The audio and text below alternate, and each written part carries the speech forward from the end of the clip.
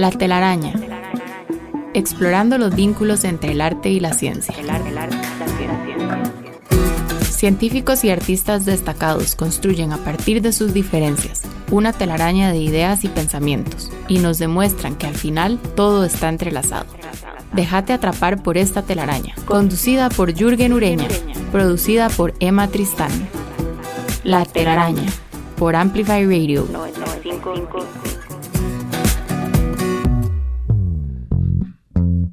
Buenos días, les doy la bienvenida a un episodio más de La Telaraña, el programa de conversaciones entre científicos y artistas que se emite todos los lunes en la frecuencia de Amplify Radio a las 7 de la mañana. Soy Jürgen Ureña. Nuestro episodio de hoy está dedicado a los discursos de odio, al odio como instrumento político y a las diferentes formas que asume el odio en nuestra cultura. El filósofo griego Plutarco mencionó alguna vez que el odio y la envidia se parecen mucho y se parecen en que ambos se muestran como un sentimiento de sufrimiento ante la felicidad ajena. El hombre feliz causa pesar tanto al envidioso como al que odia, afirmó Plutarco en sus obras morales y de costumbres. Y a lo largo de la historia, filósofos, científicos, artistas han reflexionado sobre este tipo de emoción hostil y muchos han concluido que el odio está asociado con el miedo, ya que solamente odiamos aquello a lo que tememos. Además, y esto es importante, hay quienes sostienen que el odio constituye una emoción que puede contagiarse. En los últimos años, diferentes instancias internacionales advirtieron acerca de los riesgos de los discursos y acciones de odio, y sobre cómo pueden debilitar la convivencia, el sentido de comunidad y la propia democracia. La Comisión Europea ha impulsado legislación para sancionar los llamados delitos de odio y muchos países hicieron lo propio en esa misma línea. Hoy, sin embargo, es evidente que existe una tendencia global que busca la polarización y propaga discursos de odio mediante tecnologías de comunicación como las redes sociales. Así que vamos a conversar sobre discursos de odio y sobre las circunstancias que los propician, entre otros temas afines. Así que para esto tenemos esta mañana el gusto de contar con la presencia del sociólogo César Rendueles y el escritor Fabián Coto, que es un araño habitual que nos ha acompañado muchas veces y que además colabora de manera muy significativa en la preparación de muchos de nuestros programas. Les doy la bienvenida. Muchas gracias, César, por acompañarnos hoy. Muchas gracias, Fabián. Muchas gracias por la invitación. Es un honor estar aquí con vosotros. No, pues yo encantado además estar con tan buen contertulio, tan buenos contertulios. Muchas gracias, me estaba comenzando a sentir ofendido, Fabián. No, por supuesto, es un placer tener la posibilidad de conversar con César y con Fabián sobre este tema, que además realmente parece un tema urgente, parece que es necesario hablarlo muchas veces, de muchas formas, rodearlo, pensarlo y repensarlo. Eso es lo que vamos a hacer esta mañana. Voy a presentarles a César brevemente. César Rendueles es científico titular en el Instituto de Filosofía del Consejo Superior de Investigaciones Científicas de España. Ha sido profesor de Sociología en la Universidad Complutense de Madrid y en la Universidad Carlos III. Ha editado textos clásicos de Karl Marx, de Walter Benjamin y Antonio Gramsci, entre otros pensadores. Ha publicado, entre otros textos, Sociofobia, el cambio político en la era de la utopía digital, del año 2013, Capitalismo canalla, del año 2015, y Contra la igualdad de oportunidades, un panfleto igualitarista, en el año 2020. Sus ensayos se han editado en una decena de países y escribe habitualmente en El País, entre otros medios de comunicación. Por otra parte, Fabián Coto es escritor y productor radial, cursó estudios de historia en la Universidad de Costa Rica, también cursó estudios de edición literaria en la Universidad de Buenos Aires y producción radial en el Instituto Nacional de Aprendizaje. Ha publicado artículos y columnas en diferentes medios digitales e impresos y es autor de varios libros, entre los que pueden destacarse El país de las certezas, El conejo de la quebrada y su más reciente obra Aves extremas. Fabián fue guionista de la radionovela Frijolar, del Centro de Investigación y Estudios Políticos de la Universidad de Costa Rica, y actualmente se desempeña como instructor en el Centro Cultural San José y como director ejecutivo de la Fundación Huellas del Cambio. Fabián, César, otra vez bienvenidos. Hablemos un poco sobre los discursos de odio, comenzando con su propia definición o tratando de ensayar una definición. ¿Qué son los discursos de odio y qué circunstancias o condiciones los hacen posibles?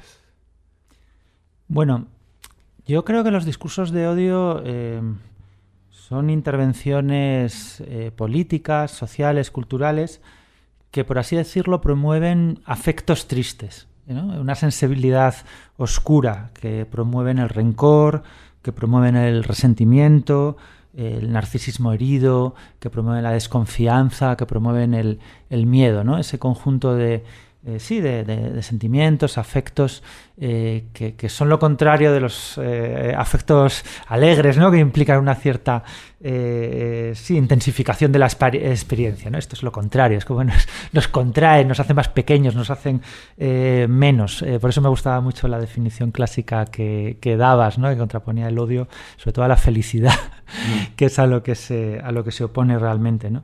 Y son, efectivamente, es una preocupación, yo creo, muy contemporánea.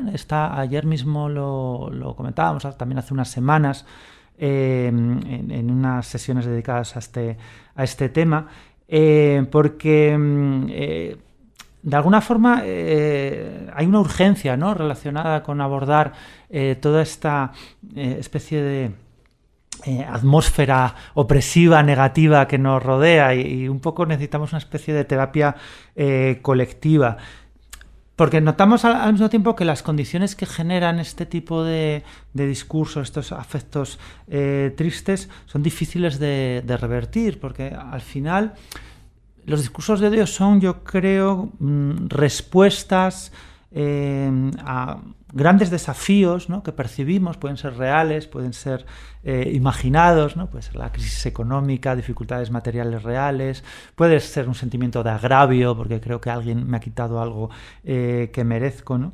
Y surgen, yo creo, cuando tenemos la sensación de que no tenemos respuestas a esos desafíos, ¿no?, que estamos como atascados en mitad del camino.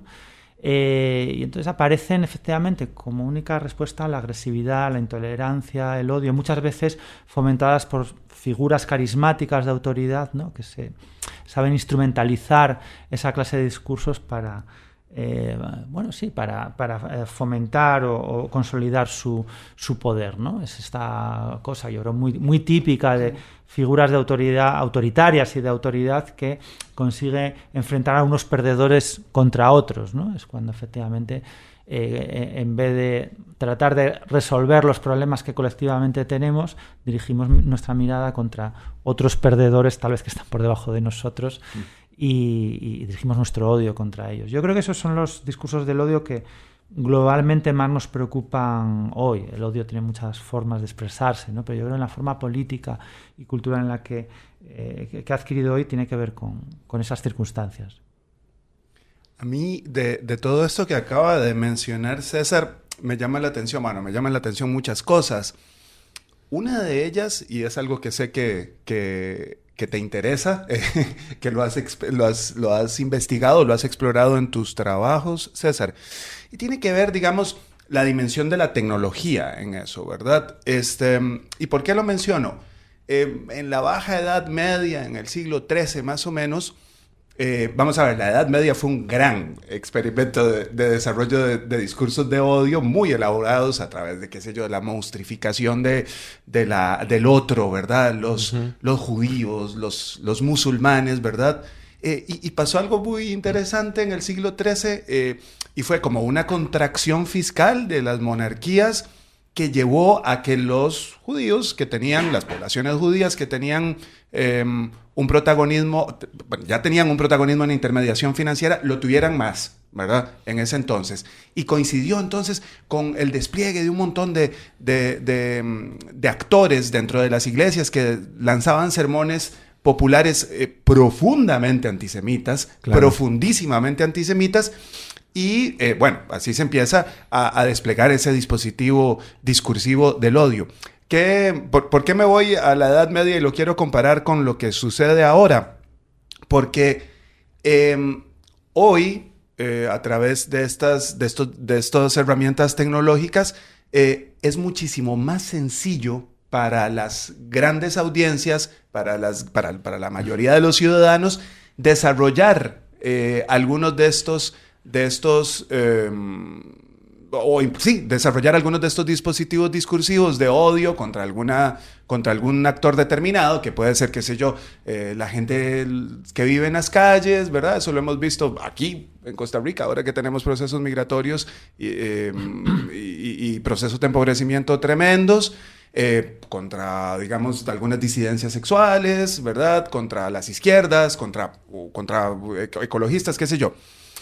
Aquello que en la Edad Media requería un esfuerzo enorme, muy sofisticado, institucionalizado y más o menos controlado, hoy está más diluido, digamos. Y entonces yo creo que eso me parece que es interesante y coincide con algo que a mí me parece también tremendo, que es el colapso de algunos mecanismos sociales de gestión de los odios, digamos, que yo creo que eso es crucial, ¿verdad?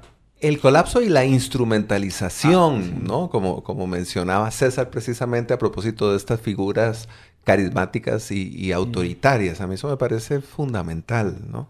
Yo estoy muy de acuerdo con esa idea, ¿no? De las tecnologías de la comunicación como aceleradores no neutros, es decir, que no es la propia tecnología, sino son los dueños de los algoritmos, claro, los que han creado, claro. Como en la Edad Media, ¿no? Específicamente los dispositivos, sí, para que tengan ese efecto, pero al mismo tiempo creo que a veces eso genera un cierto efecto de espejismo, ¿no? Porque nos lleva a centrarnos en la tecnología y no en todos los procesos anteriores. Y pongo un ejemplo muy concreto, ¿no?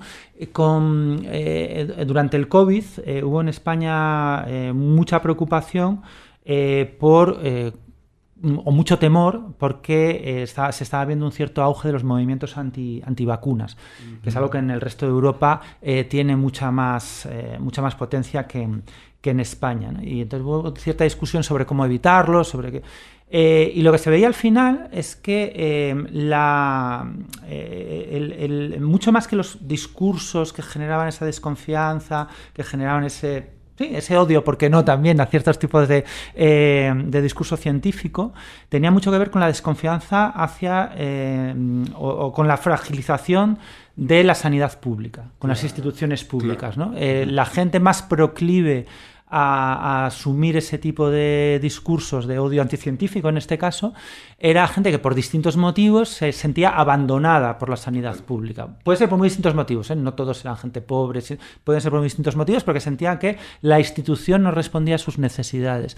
Entonces yo creo que eso es muy importante para entender que al final la tecnología es el último paso de un proceso que hunde sus raíces en dinámicas sociales y políticas más complejas, ¿no? De destrucción de las instituciones públicas, de esos efectivamente dispositivos o generadores o de contención del odio, ¿no? Que muchas veces son esos mecanismos de solidaridad colectiva. Claro. Y yo creo que hablando justamente de lo que está en la raíz de los discursos del odio, habría que señalar que en cualquier tipo de discriminación existe una separación entre un nosotros y unos otros, ¿no? Y creo que eso es clave, ¿no? Incluso siguiendo con esta idea, podríamos decir que lo opuesto del odio no es el amor, sino la empatía. Es decir, que la capacidad para identificarse con alguien y compartir sus emociones y preocupaciones hace que nosotros limitemos de alguna manera las posibilidades de odiar a esa persona. Claro. Y por el contrario, si entiendo que esa persona me amenaza o tiene algo que me corresponde, comienzo a generar un mecanismo o a alimentar ese mecanismo que llamamos, para nuestros efectos, los de nuestra conversación de hoy, discurso de odio. Es así, ¿no? Sí, yo todavía diría más, ¿no? No solo la empatía, que es ese sentimiento subjetivo de ponerte en el lugar del otro, sino algo incluso todavía más básico, que es el compromiso, el confiar en que los demás van a cumplir las normas en la misma medida que tú, ¿no? Es decir, que cualquier extraño, confiar en que va a cumplir las convenciones, las normas de todo, de urbanidad, los códigos legales, ¿no? Que no va a entrar en tu casa a robar, pues, ¿no? Esa sensación de compromiso, que es la sensación de ciudadanía en el fondo, que ni siquiera requiere ponerte en el lugar del otro, sino sencillamente, sean cuales sean sus sentimientos, aunque por dentro esté completamente podrido, ¿no? Y tenga unos sentimientos terribles, pero que aún así va a cumplir las normas que garantizan la convivencia, ¿no? Yo creo que los discursos del odio eso que decías también al principio, ¿no? Con ese miedo que inducen a ver permanentemente con el que nos cruzamos, con una especie de enemigo, alguien que nos va a saltar en cualquier momento para quedarse con todo lo que tenemos, para hacernos terribles perrerías, es lo que se rompe, ¿no? Esa confianza básica de una sociedad razonablemente sana. Sí. Sobre eso, hay un caso muy interesante que me parece a mí, tiene que ver con la literatura, tiene que ver con la narrativa. Es Moby Dick. Es digamos, para mí es la novela que mejor expresa, mejor ilustra la capacidad de contagiar odio. Porque el capitán Ahab convence a la tripulación de que tienen que odiar a esta ballena que no les había hecho nada a ellos. Claro. O sea, eso es crucial. Pero además hay otra cosa. Esa novela pasó desapercibida durante muchos años. ¿Cuándo es que se vuelve más popular? Después de la Primera Guerra Mundial. Uno de los momentos más dramáticos en la historia contemporánea de crueldad, para utilizar, digamos, otra emoción que creo que puede estar relacionada con eso. Ahora César utilizó, que me gustó mucho, el término afectos tristes y me recordó también un poco lo que decía Colnay de las emociones hostiles, sí, digamos. Sí. Va por ahí, pues, digamos. Que son esas emociones. Bueno, probablemente la Primera Guerra Mundial debe ser uno de los momentos en la historia donde más crueldad simultánea estaba ocurriendo, ¿no? Digamos. Entonces, no es casual. Tiene que ver, entonces, también esta posibilidad de explayarse, por decirlo así, los arrebatos de odio o de crueldad, efectivamente con eso, con una contextura epocal, que fue lo que mencionó César, ¿verdad? Sí. Es fascinante esa idea del contagio, ¿no? La posibilidad o la capacidad que tiene el odio de manifestarse como un virus, ¿verdad? Uh-huh. Creo que hay mucho, especialmente después de la pandemia, podríamos decir muchas cosas al respecto. Sí. Vamos a hacer una pausa y ya volvemos. La telaraña en Amplify Radio 95.5. Vínculo y tejido, arte, ciencia, trampa. Los hilos que conectan la vida de nuestros invitados construyen la telaraña en Amplify Radio 95.5. Hola, estamos enredados en una telaraña que hemos dedicado a conversar sobre el odio y sobre los discursos de odio y sobre las condiciones que los estimulan con el sociólogo César Rendueles y el escritor Fabián Coto. Le solicitamos a César una canción para escuchar y comentar y nos propuso Los Dos Gallos de Chicho Sánchez Ferlosio. Escuchemos. Cuando canta el gallo negro, es que ya se acaba el día. Cuando canta el gallo negro, es que ya se acaba el día. Si cantara el gallo rojo, otro gallo cantaría. Si cantara el gallo rojo, otro gallo cantaría. Ay,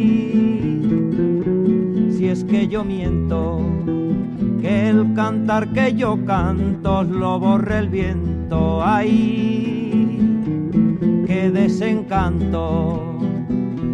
Si me borrara el viento lo que yo canto. Se encontraron en la arena los dos gallos frente a frente.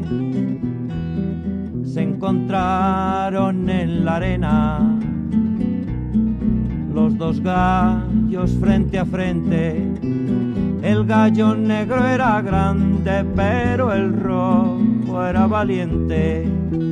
El gallo negro era grande, pero el rojo era valiente. Ay, si es que yo miento, que el cantar que yo canto lo borre el viento. Ay, qué desencanto, si me borrara el viento lo que yo canto. Se miraron cara a cara y atacó el negro primero. Se miraron cara a cara y atacó el negro primero. El gallo rojo es valiente, pero el negro es traicionero.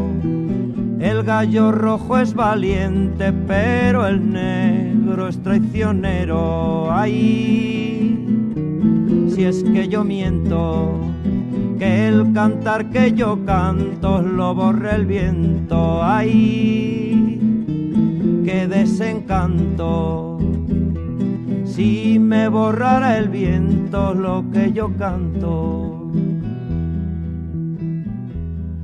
Gallo negro, gallo negro, gallo negro, te lo advierto.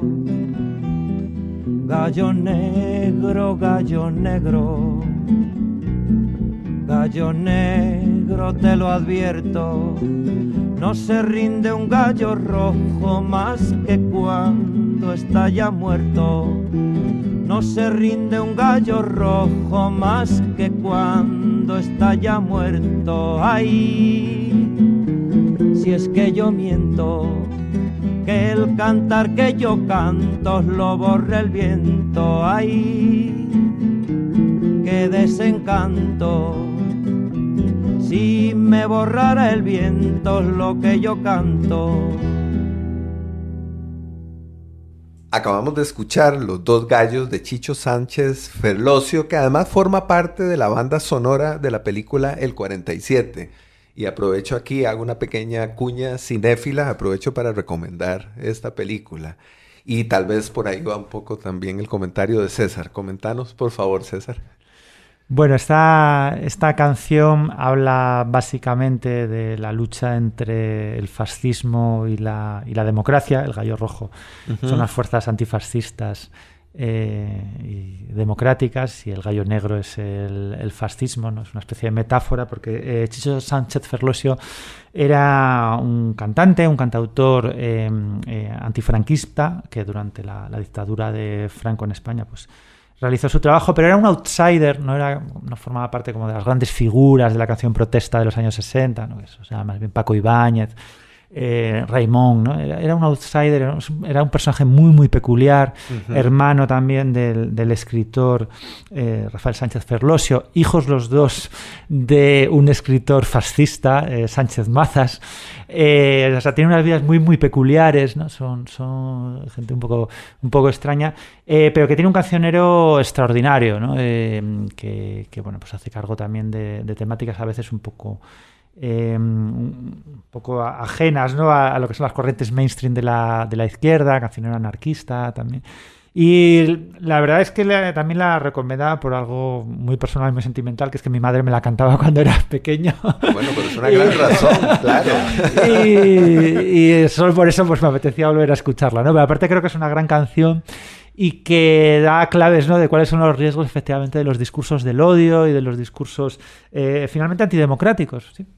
Pero a mí eso que decís, esa especie de canción de cuna, me hace pensar también en los antídotos contra el odio, en los mecanismos, en el cariño, digamos, como un gran antídoto contra el odio. Me parece una idea hermosa. Incluso lo plantearía como una pregunta, ¿no? ¿De qué manera es posible protegerse contra el odio? O llevándolo un poco a la noción de la resistencia, tal vez podríamos hablar un poco sobre la resistencia al odio. ¿De qué forma nos resistimos o de qué forma nos hemos resistido históricamente al odio? Bueno, yo pienso que ese sentido comunitario, ese tema del vínculo, ahí está uno de los elementos claves, indudablemente. para protegerse, como antídoto, como dijiste, Jürgen. Pero quizás porque, y aquí agarro lo que César había mencionado antes, quizás porque un tejido social donde es factible el encuentro y el vínculo es un tejido social sano. Entonces, tal vez no es que eso nos proteja necesariamente, sino que solo en ámbitos o en condiciones, en contexturas temporales, por decirlo así, sociohistóricas, donde el vínculo es factible, donde es posible el vínculo, donde es posible encontrarse, donde es posible generar sentido de comunidad, solo en ellas, digamos, podemos protegernos de esos, digamos, de esos tipos de exabruptos, de arrebatos, qué sé yo, no sé. Sí, totalmente de acuerdo. De hecho, lo estaba hablando hace unos días con unos amigos, que ese es un poco el engaño de Twitter, ¿no? O sea, en Twitter te quedas en Twitter, una red social completamente dominada, ¿no?, por los discursos del odio, para combatir los discursos del odio, pero al final estás todo el rato debatiendo y hablando de discursos del odio. Claro, y estás odiando. Claro, peleándote, ¿no? Y reproduciendo y por tanto alimentando toda esa maquinaria infernal, ¿no? Y es completamente imposible, o sea, individualmente es completamente imposible salirse de eso, aunque sea para odiar los discursos del odio, estar reproduciendo esos mecanismos, ¿no? La única manera, efectivamente, es justamente encontrar esos espacios de encuentro, y eso tiene que ver con instituciones a veces complejas. El otro día en una conferencia sobre este tema alguien me preguntó también justo sobre esto, y yo ¿no?, cuáles son los mecanismos, cuáles son los antídotos para resistirnos, y yo ponía el ejemplo de las instituciones públicas que se crearon con las políticas de bienestar después de la Segunda Guerra Mundial, cómo se diseñaron específicamente para generar un efecto de encuentro entre gente muy diferente, de procedencias muy diferentes, ¿no? Es decir, que la sanidad pública podría haberse gestionado a través de una serie de cheques que se le entregaba a la gente para ir al médico que cada cual quisiera, pero se diseñaron hospitales donde, una persona de clase obrera y un notario se encontraban al menos unas horas en el consultorio, ¿no? Y eso les obligaba a conocerse. Y lo mismo que con la educación pública. ¿No?, que te obliga a entrar en contacto con familias, con niños, que son de otras procedencias, ¿no? Y esa me parece un antídoto contra el odio enorme, un antídoto arriesgado, ¿no? Porque dices, se van a encontrar, se van a matar, y normalmente pasa lo contrario, ¿no? Que cuando te encuentras, bueno, pues buscas la manera de entenderte, ¿no? Yo creo que esos al final son los mejores antídotos, son las mejores resistencias, ¿no? Participar de aquellos espacios que justamente quienes promueven el odio intentan degradar. Sí, yo mencionaba hace un rato que hablar sobre discursos de odio era de alguna manera urgente. Y lo decía porque en este momento países como Estados Unidos, Argentina, Costa Rica, están gobernados por políticos que han manifestado abiertamente su odio contra grupos como los migrantes o contra las personas sexualmente diversas. Y que incluso podríamos decir que llegaron a la presidencia de sus países gracias a estas manifestaciones y a esos discursos de odio. Así que creo que convendría que le dedicáramos un ratito de la conversación a hablar sobre esto que podríamos considerar una victoria o unas victorias políticas de los discursos del odio. Sí, yo creo que estamos viviendo un momento histórico muy peculiar que tiene que ver con la descomposición del neoliberalismo, ¿no? El neoliberalismo fue un sistema que el neoliberalismo es un término del que hemos abusado muchísimo, así que ya casi no significa nada, ¿no? Pero bueno, en su sentido más estricto, ¿no? Como esa forma de gobernanza que durante 30, 40 años pues dominó el mundo y que apostaba por la mercantilización, ¿no?, como una vía de prosperidad y también de concordia. Yo creo que es un modelo que se está agotando, que se está descomponiendo, ¿no? Y fue una manera de ver el mundo que realmente generó un consenso enorme, porque prometía efectivamente, por un lado, prosperidad material, pero prometía algo también muy importante, que es esta idea que decía antes de concordia, ¿no? de apaciguar los grandes conflictos militares, la política de bloques entre la Unión Soviética y Estados Unidos, ¿no? Un horizonte de paz, de mitigación de la amenaza nuclear, ¿no? Y eso era muy importante. Y claro, a medida que se han ido deteriorando esas expectativas, a medida que el mercado ya no parece o al menos el mercado tal y como lo entendían los neoliberales, ¿no? Un mercado global, un mercado ¿no? vinculado al libre comercio, ¿no? Ya no parece un horizonte ni posible ni deseable, ¿no? Hay neoliberales, pero que apuestan al mismo tiempo, como Trump, por aranceles brutales, por guerras comerciales, ¿verdad? Que eso no es ser exactamente neoliberal. Claro, también se deteriora esa promesa de concordia, esa promesa de paz global, esa promesa, ¿no? De pronto, bueno, ya no la competencia, sino directamente la guerra de todos contra todos por recursos escasos parece, no sé si deseable, pero inevitable, ¿no? Y yo creo que esa es un poco lo que explica este contexto global en el que unas figuras completamente grotescas, unas figuras esto es curioso, ¿no? Porque antes efectivamente los partidarios de la mercantilización, los neoliberales, eran figuras de orden, ¿no? Eran estos señores de corbata y traje que nos miraban por encima del hombro a nosotros, los excéntricos que criticábamos sus políticas, y ahora es un poco al revés, ¿no? Son auténticos freaks, son gente con una visión delirante del mundo, de la sociedad, de los demás, los que promueven esas políticas, ¿no? Yo creo que tiene que ver con ese deterioro de un modelo gobernanza, de una manera de ver el mundo que a medida que se descompone libera nuevas formas de ver el mundo marcadas por el conflicto, marcadas por algo muy típico de los fascismos históricos, de hecho, ¿no? De ese momento que antes mencionaba, claro, que es la no vergüenza e incluso el orgullo de ser malo. Uh-huh. O sea, algo, yo creo que ni siquiera los colonos victorianos, ¿verdad? Ni siquiera los colonos españoles se enorgullecían de estar haciendo algo malo, ¿no? Lo podían pensar, probablemente lo sabían, ¿no? Que estaban haciendo terribles atrocidades, pero tenían un cierto discurso de civilizatorio, claro, moralizante, religioso, claro, etcétera.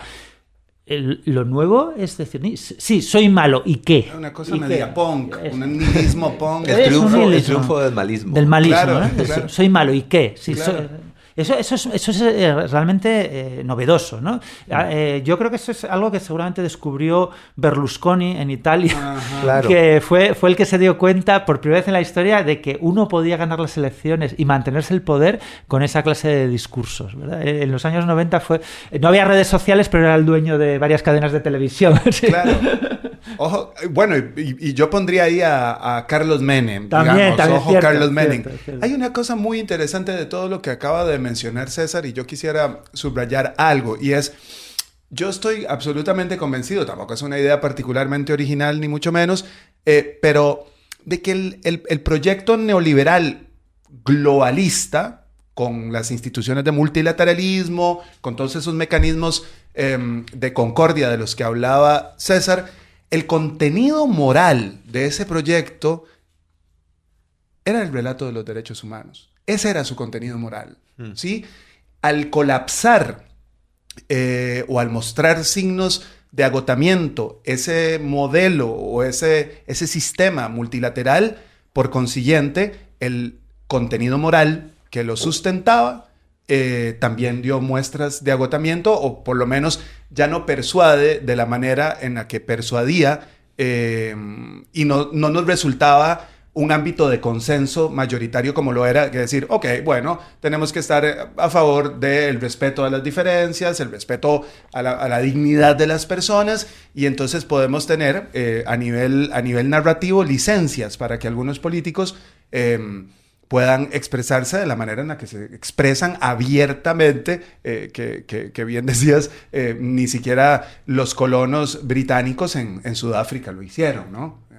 Está identificado precisamente Berlusconi como una figura clave, digamos, en esa especie de doblez, de cambio, por el filósofo Rafael Argullol. El filósofo español publicó hace unos años un artículo que se titulaba El Rey Bufón. Ah, claro. Y precisamente hacía referencia a esa nueva configuración realmente grotesca, ¿verdad? Absolutamente estrepitosa, digámoslo así, del político contemporáneo, que además era un empresario que había entrado o ingresado en el mundo de la política. Uh-huh.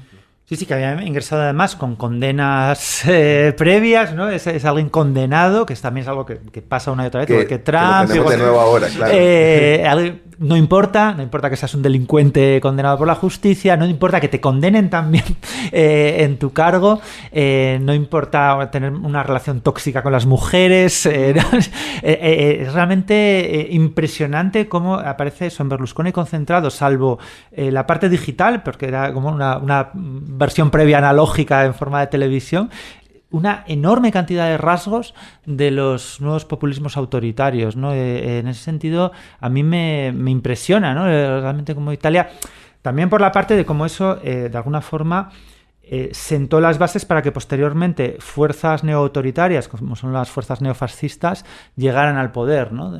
Esa degradación de las instituciones democráticas, pues bueno, sienta las bases para que fuerzas abiertamente autoritarias, o como mínimo que desconfían de la democracia, ¿no? Que consideran que hay demasiada democracia y que tal vez no sea necesaria una dictadura en sentido estricto, pero sí una limitación de los mecanismos democráticos liberales que se habían configurado, ¿no? en la última mitad del siglo XX.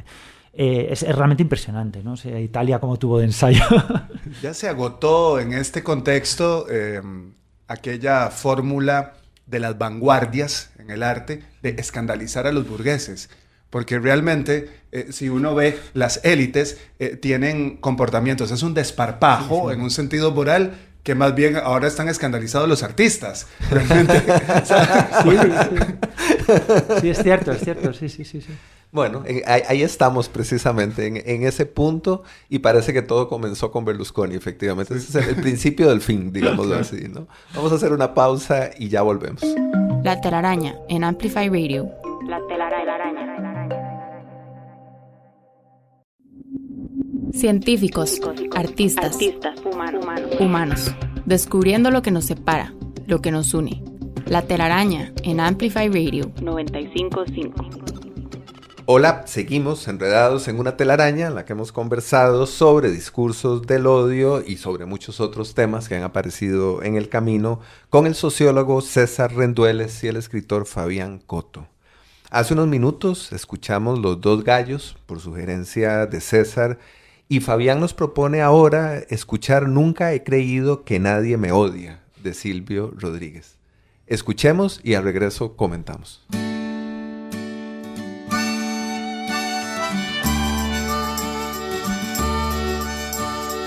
Nunca he creído que alguien me odia, aunque me hayan querido matar. Tras mis asesinos se esconde otra fuerza que si es mi enemiga mortal. Todos los tipos de muerte hacen cola ante mi puerta esperando su hora. El instrumento es quien cambia de rostro, pero yo sé que hay un único Dios. Sé que todas las palabras con que le canto a la vida vienen con muerte también. Sé que el pasado me odia y que no va a perdonarme mi amor con el porvenir. Por eso manda verdugos con todos los uniformes. Mi asesino es el pasado, aunque con mano de hombre.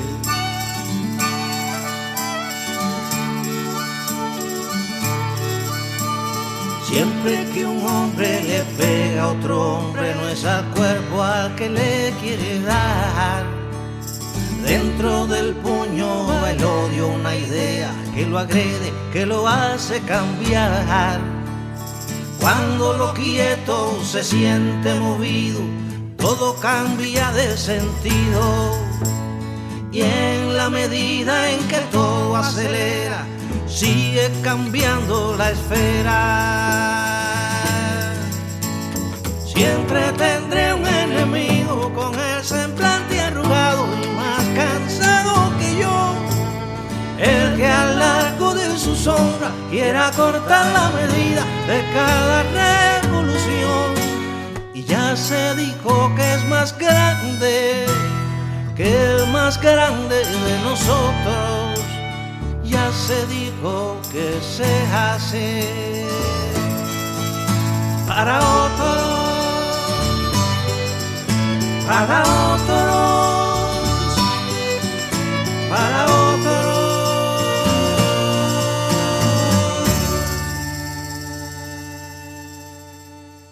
Acabamos de escuchar Nunca he creído que nadie me odia, de Silvio Rodríguez. ¿Qué te gustaría comentarnos, Fabián? Bueno, primero está muy vacilón porque estamos re zurdos con la música. Bueno, o sea, eso sí, parece. Vamos a tener que cambiar, vamos a tener que darle una vuelta al tercer tema musical. Vamos a ver. Pero bueno, no hay problema No es con eso. Nada mal. Yo quise que escucháramos esta canción y plantear esta pequeña reflexión. Y es en torno, digamos, la Revolución Cubana significó para América Latina y en general para el mundo, ¿verdad? Como este derrotero de esperanza y optimismo durante muchísimos años, incluso los movimientos de los 60, la revolución cultural de los 60 estuvo particularmente nutrida de consignas que hacían referencias a ello, y si bien ya por ahí del 68 y los 60 ya habían algunos intelectuales que habían mostrado sus dudas acerca de algunos procedimientos que se estaban impulsando por allá, siguió siendo algo de amplísimo consenso en buena parte de la intelectualidad crítica, ¿verdad? Yo no conozco muchísimo de psicoanálisis, ni mucho menos, y voy a cometer un poco un acto de osadía al mencionar a Freud en un tema que mencionaba sobre aquellos proyectos, un poco de manera muy descreída, Freud, de aquellos proyectos que planteaban el amor entendido hacia la humanidad en abstracto, ¿verdad? De manera unánime, ¿verdad? Entonces él decía, para eso habría que ser un hormiguero, ¿verdad? Los humanos, ¿no? Uh-huh. Entonces sucedió, digamos, en la Revolución Cubana, sucedió en otros procesos que se exigía, si se quiere, para poder estar a la altura de las circunstancias, la existencia de un hombre nuevo, de ¿verdad? Una especie de gavilán hipotético, yo no sé cómo decirle, de una entelequia, ¿verdad? En vez de humanos, ¿no? Digamos.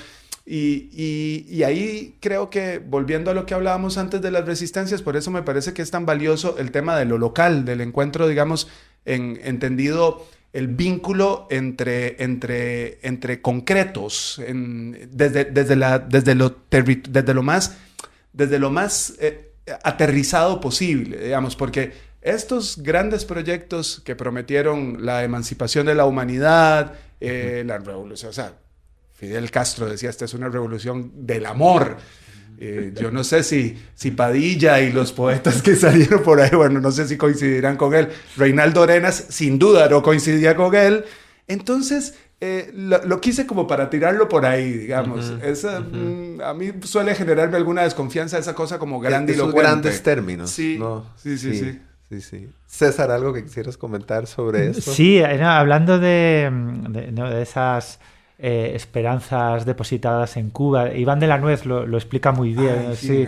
El comunista manifiesto. Sí, lo explica muy bien, ¿no? Como pues, eso, se carga sobre Cuba las responsabilidades de todos los fracasos de la izquierda a lo largo del siglo XX, ¿no? Y se le veía cargar una mochila enorme. Y eso tuvo una especie de resurrección al mismo tiempo divertida y al mismo tiempo terrible, porque después del periodo especial se publicó un estudio que señalaba que Cuba era el único país del mundo, seguido muy de cerca por Costa Rica, por cierto, que cumplía dos condiciones, que era un IDH, un índice de calidad de vida, desarrollo humano alto, y al mismo tiempo una huella ecológica sostenible. Era el único país del mundo, ¿no? Entonces era como un modelo para los ecologistas y medioambientalistas de cómo debía ser una sociedad en transición, no por el lado político, no por el lado, desde luego, de las de los derechos humanos o del derecho a la diversidad sexual, aunque es verdad que bueno, desde la época de Reinaldo Arenas ha habido cambios, pero sí en materia pues eso, de transición energética.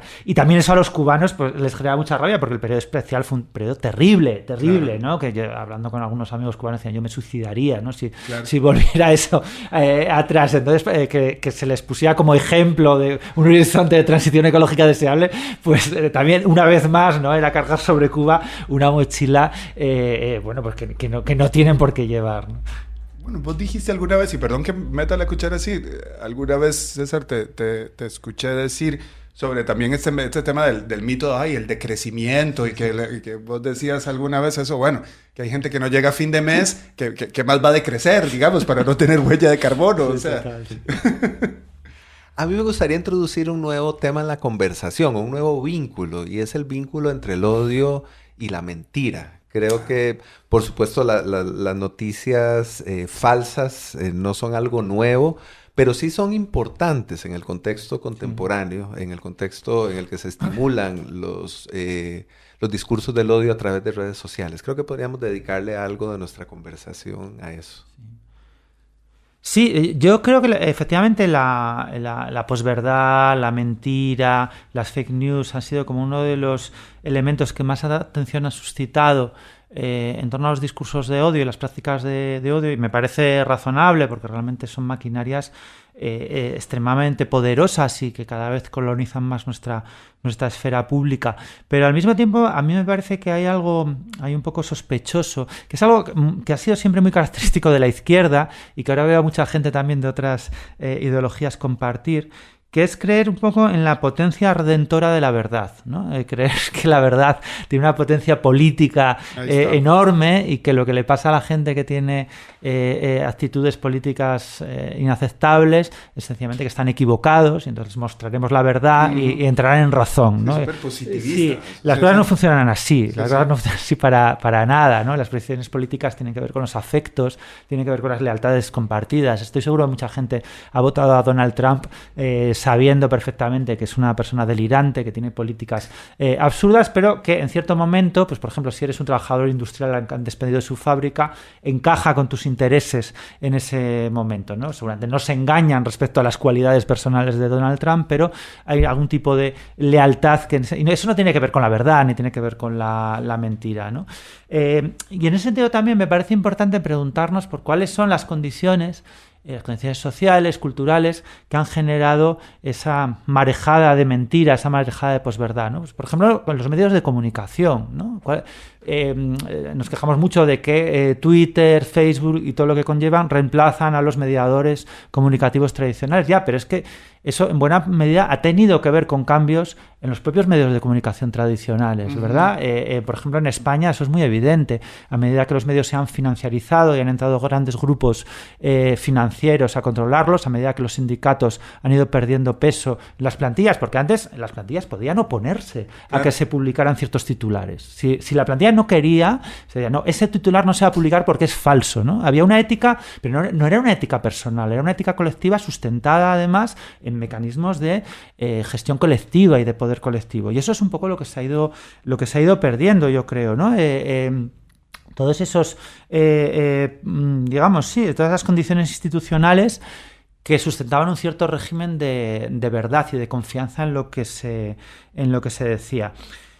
Yo creo que en ese sentido merece la pena pensar, tiene que ver con eso que comentaba antes también de las vacunas, ¿no? ¿Cuáles son las condiciones sociales que permiten, ¿no? que la verdad sea una potencia política útil? ¿Y cuáles son las condiciones sociales, en cambio, que fomentan ese reino de la posverdad y la mentira? Y eso lo vemos constantemente, ¿no? La confianza en la ciencia, la confianza en la gente cualificada técnicamente, tiene mucho que ver con la institucionalidad que respalda a esos científicos, esos técnicos, la sanidad pública, las universidades públicas, ¿no? Que en valores puramente subjetivos, ¿no? En que tengas una educación más o menos buena, eso al final importa muy poco, ¿no? Gente prácticamente analfabeta confía en lo que dice la agencia de meteorología, confía en lo que le dicen sus médicos, porque se fía de un sistema de salud pública, de un sistema de meteorología que ha traído bienestar a lo largo de décadas y décadas. Y para eso no hace falta saber, ¿no?, mucho de meteorología, ni sobre células, ni sobre nada, ¿no? Y yo creo que esa es un poco la clave. No, y está el asunto también de la posibilidad de reconocernos en un relato común, ¿verdad? O sea, yo acá en Costa Rica durante mucho tiempo fui tenía prácticamente un contencioso contra la gente que estaba empeñada en hacer verificación, el fact-checking de la...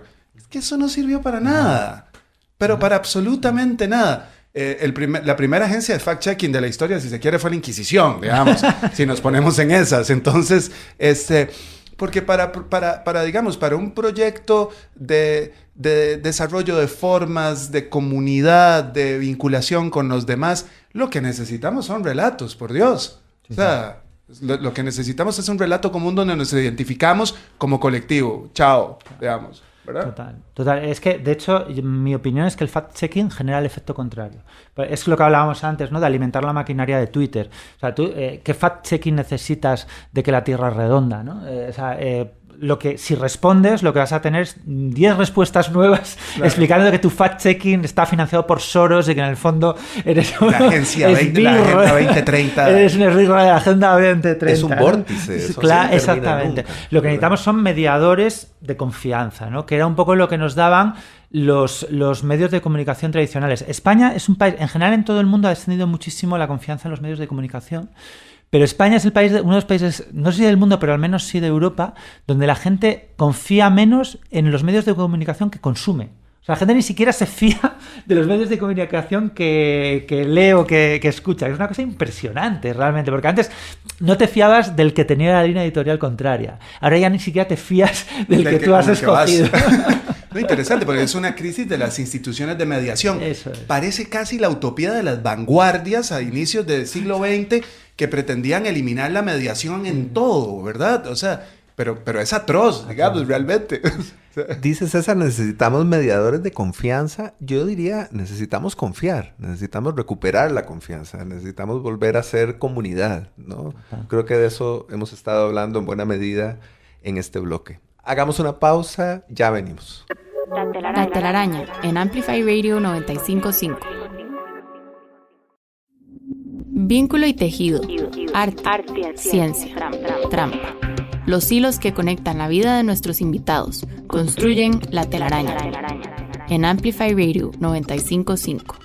Hola, bienvenidos al último bloque de Una telaraña en la que hemos conversado sobre discursos de odio con el sociólogo César Rendueles y el escritor Fabián Coto. Nuestro invitado ausente de hoy es el escritor hondureño salvadoreño Horacio Castellanos Moya, que nació en Honduras en 1957 y luego vivió en El Salvador, México, Costa Rica, Canadá y Estados Unidos. En una de sus novelas más notables, más celebradas, titulada El Asco, de 1997, Castellanos Moya habla sobre un personaje que regresa a su país para el funeral de su madre después de mucho tiempo de vivir en el exterior. Y habla sobre el intelectual que regresa y lo detesta todo con furia, con mucho odio, ¿no? A mí me gustaría compartirles una cita de esa novela que dice: los políticos apestan en todas partes, Moya, pero en este país los políticos apestan particularmente. Te puedo asegurar que nunca había visto políticos tan apestosos como los de acá. Quizás sea por los 100,000 cadáveres que carga cada uno de ellos. Quizás la sangre de esos 100,000 cadáveres es la que los hace apestar de esa manera tan particular. Quizás el sufrimiento de esos 100,000 muertos les impregnó esa manera particular de apestar. No importa si son de derecha o de izquierda, son igualmente vomitivos, igualmente corruptos, igualmente ladrones. Se les nota en la cara la ansiedad por robar lo que puedan. Unos sujetos realmente de cuidado. Solo necesitas encender el televisor para ver su ansiedad por saquear. Y ahí termina la cita. ¿Qué les gustaría comentarnos sobre Castellanos Moya, nuestro invitado ausente, o sobre la cita que acabo de compartir? Por un lado, la cita yo creo que es muy comprensible. Seguramente todos hemos sentido algo parecido, ¿no? Cada uno en nuestro país, en nuestra ciudad, al ver efectivamente políticos que respondían con muchísima precisión a esa descripción. Pero al mismo tiempo yo creo que hay un riesgo en esa pulsión antipolítica, porque es al final la que alimenta, ¿no?, las figuras carismáticas que consiguen convencer a la gente de que son outsiders, de que están al margen, ¿no?, de toda esa maquinaria de corrupción, o al menos de que son corruptos y ellos lo dicen, ¿no? Claro, que abiertamente. Son corruptos, claro, transparentes. Transparente. ¿No? Yo no te voy a engañar, yo te voy a robar, pero por lo menos no te miento, ¿no? Y yo creo que eso forma mucho parte de esa pulsión antipolítica, que yo creo que apunta al lugar equivocado. O sea, pues sí, los políticos son más o menos corruptos, igual que lo somos seguramente cualquiera de nosotros, si se dan las circunstancias proclives para ello. Lo importante son los mecanismos de control, la institucionalidad que de alguna forma contiene esas pulsiones negativas que tenemos todos, como también tenemos positivas, ¿no? Y que encauzan a los políticos, los que sean buenos, malos, regulares, como va a haber siempre en cualquier país, en Suecia, en Finlandia, igual que Paraguay o Costa Rica, por el lado bueno de la historia. Yo creo que la antipolítica nos hace centrarnos demasiado en esas características personales y desvía el foco de la institucionalidad, de los mecanismos de control que están por encima de esas personalidades, bueno, pues yo creo que más o menos humanas, como todas, ¿no? Y nos hace creer que ciertos países de alguna forma están condenados a tener, pues eso, políticos nefastos, ciudadanos también pasivos, y que siempre es mentira, y es una idealización también, ¿no? De países, eso yo creo que tiene ahí un resabio colonial también, muy, muy curioso, ¿no? Esa idealización de Alemania, Suecia, Dinamarca, como el Valhalla democrático y político, ¿no? Nosotros vivimos una especie de purgatorio eterno en los países del sur. Bueno, yo creo que eso no es verdad, sencillamente no es verdad. Y que apostar por la política y no por la política es dejar de poner el foco tanto en las personalidades, y sin descuidar los casos de corrupción, que todos los que pueda haber, y pensar más en las instituciones, ¿no? Y esto que dice César me hace pensar, efectivamente, este libro y el propio Horacio Castellanos pertenece a una generación de escritores de América Latina, no solo centroamericanos, pero sino en general latinoamericanos, que es una generación, la generación post-boom, digamos, que venía. Vamos a ver, eso es interesante, porque la generación boom tiene la pregunta por la identidad, fundamentalmente. Uh-huh. Eso es una de las cosas centrales en esta producción, en estos procesos de escritura. Y la resaca de esa pregunta por la identidad es justamente esta posición de desencanto furiosísimo y de rechazo odioso, ¿verdad? Asqueante, como lo que plantea aquí Castellanos, por aquella representación, sí, medio idealizada, medio de spot publicitario zurdo, ¿no? Digamos, de, ay, sí, el folclore y qué sé yo, y que vamos a todos con quilapayún y un chullo y un morral de yute cruzándote el hombro y vamos a hacer la revolución y este país es una maravilla y toda la cosa, yo no sé qué, y el delirio indigenista y toda esta cosa, ¿no? Entonces, a mí lo que me parece interesante ahí es cómo es ese paso de la pregunta por la identidad al desencanto. Hay algo tremendo, ¿no? Definitivamente, y que probablemente, efectivamente, es un rasgo no solo de esa literatura post-boom, sino incluso un rasgo generacional, ¿no? Claro. Pienso justamente en la película El desencanto de Jaime Chávarri, sí, ¿no? Sí, absolutamente. ¿Verdad? Sí. Creo que ahí está concentrado todo eso, ¿no? Sí. Toda esa amargura, toda esa incapacidad para seguir adelante. Pues bueno, yo les propongo que escuchemos como tercer tema musical de nuestro programa a The Clash, a la banda británica, pues sí, el punk, y ahora sí llegamos al punk. Escuchemos a The Clash y una canción titulada Hate and War, Odio y Guerra. Escuchemos.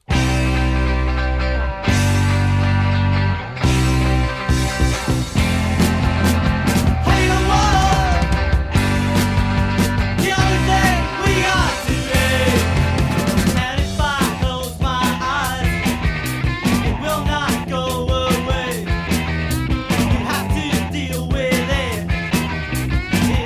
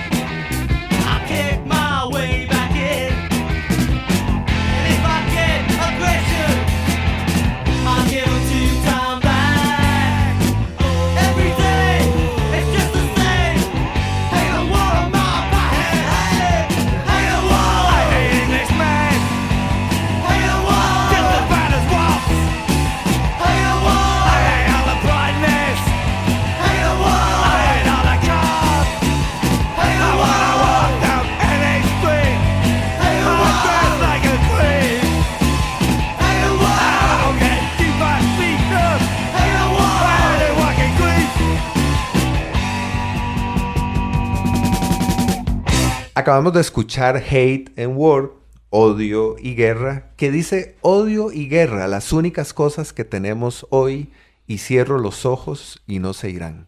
¿Qué les gustaría comentar? Bueno, The Clash, ¿no? Como es uno de los iconos del punk del 1977, que es un momento, en el fondo, con muchas conexiones con el actual, porque es un momento de descomposición de todo el régimen de políticas de bienestar de la posguerra, que había tenido había marcado la identidad, en este caso de Inglaterra, pero bueno, de muchísimos países de todo el mundo, relacionado, ¿no?, con una fuerte presencia, un fuerte poder de las clases trabajadoras a través de los sindicatos, el desarrollo de instituciones públicas, y que en ese momento, por distintos motivos, pues salta por los aires, ¿no?, todo ese proyecto. Y es un momento en el que aparecen distintas alternativas, igual que ahora, alternativas que proponen profundizar en ese modelo, que es una cosa que pasa en Suecia y que está a punto de ocurrir, ¿no? Apostar por una profundización en el modelo de propiedad colectiva por parte de los trabajadores y desarrollo de las instituciones de bienestar. También de alternativas fascistas. En Inglaterra en ese momento se llegó a hablar de un golpe de Estado, es algo que hoy está muy olvidado, pero se llegó a hablar. El Frente Nacional y las alternativas de extrema derecha ganaron muchísimo peso, y finalmente la opción que se impuso, que fueron las opciones neoliberales, que hasta ese momento, desde los años 30 prácticamente hasta los años 70, habían sido, bueno, absolutamente marginales en economía, ¿no? Estaban en un pequeño seminario de las facultades de economía, unos frikis absolutos, ¿no? Y que en ese momento de pronto, ¿no?, encuentran una ventana de oportunidad para irrumpir en la vida pública, y lo consiguen con una habilidad extraordinaria, ¿no? Yo creo que esa canción de los Clash habla de ese momento, ¿no? De ese momento. Los Clash fueron un grupo muy importante en el antirracismo musical, en el antifascismo musical, en el momento que entre la juventud, igual que hoy, ¿no?, de las tendencias autoritarias y racistas, pues tenían un gran desarrollo, y habla de ese momento de desencanto, desilusión, de sentimiento de estar en un callejón sin salida, de no tener proyecto colectivo, como decías tú antes, ¿no? Yo creo que esa es la clave que también hace que sea tan actual, esa sensación de que estamos ante desafíos descomunales, hoy mayores que en el 77, porque incluye la crisis ecosocial como gran desafío civilizatorio, y no tenemos un proyecto compartido, más bien al revés, tenemos proyectos regresivos ante nosotros, ¿no? Y está el asunto de la idea de no futuro, ¿verdad? Sí, como muy marx-fischeriana, ¿verdad? Sí, es esta idea que gravita en torno a estas posiciones de las que hablamos, posiciones nihilistas, posiciones muy... Esta onda ponqueta lo representa muy bien, ¿no? Y es vacilón, digamos. Yo creería que un entorno donde imperan estas formas de odio y la crueldad, justamente es un entorno de amputación total de futuro, ¿verdad? Es el futuro amputado, ¿no? Porque la apuesta por el otro, por las otredades, por el vínculo, por la comunión, por el sentido comunitario, el proyecto colectivo del que hablaba César, es algo justamente que es una apuesta por el futuro, ¿no? Digamos, entonces a mí me parece que es tremendo, ¿no? Ahí. Bueno, imagínense hasta dónde hemos llegado y todo lo que podríamos seguir conversando si nos permitimos avanzar en esta conversación. Evidentemente no es posible porque el tiempo siempre nos gana, así que en este momento nos toca despedirnos, pero a mí, por supuesto, me gustaría agradecerles, y sé que también hablo por las personas que nos han escuchado, por estar acá hoy, por conversar con nosotros en esta telaraña. Muchas gracias, César. Muchas gracias, Fabián. Muchas gracias a los dos. Ha sido un auténtico placer. No, encantadísimo. La próxima la hacemos en España. Claro, bueno, sí, la próxima nos vamos a Madrid a grabar por allá. Claro. Muchísimas gracias, de veras. Gracias también a Daniel Ortuño, que nos acompaña en la cabina de grabación, a Emma Tristán, la productora de La Telaraña, y a todas las personas que nos escuchan los lunes a las 7 de la mañana en Amplify Radio, o a quienes nos escuchan después en cualquiera de las plataformas en las que está disponible La Telaraña. Soy Jürgen Ureña, les agradezco por sintonizarnos, por escucharnos, por compartir también sus ideas en las redes sociales de La Telaraña. Buen día, muchas gracias y hasta pronto.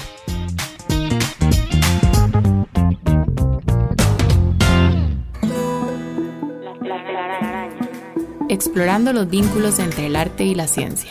Conducida por Jürgen Ureña. Producida por Emma Tristán. Déjate atrapar el próximo lunes a las 7 de la mañana por La Telaraña. Un proyecto de la Fundación Huellas del Cambio en Amplify Radio 95.5.